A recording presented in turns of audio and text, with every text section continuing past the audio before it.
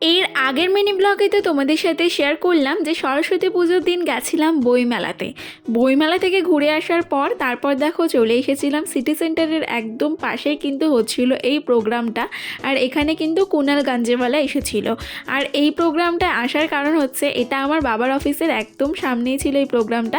আর এখানকার ভিআইপি পাসটা কিন্তু বাবা আমাদেরকে দিয়েছিল আর বলেছিল প্রোগ্রামটা দেখতে যেতে। ওই যে দেখলে মানুষটা এসে আমাদেরকে চিপস কোল্ড ড্রিঙ্ক সমস্ত কিছু দিয়ে গেল, এটা কিন্তু আমার বাবা। আর বাবারাই কিন্তু এই সমস্ত কিছু করতে পারে, মানে নিজে দাঁড়িয়ে থেকে হলেও কিন্তু সন্তানের জন্য ভিআইপি পাস জোগাড় করা, কোল্ড ড্রিঙ্কস চিপস সমস্ত কিছু দেওয়া, এগুলো কিন্তু একমাত্র বাবারাই করতে পারে, তাই না?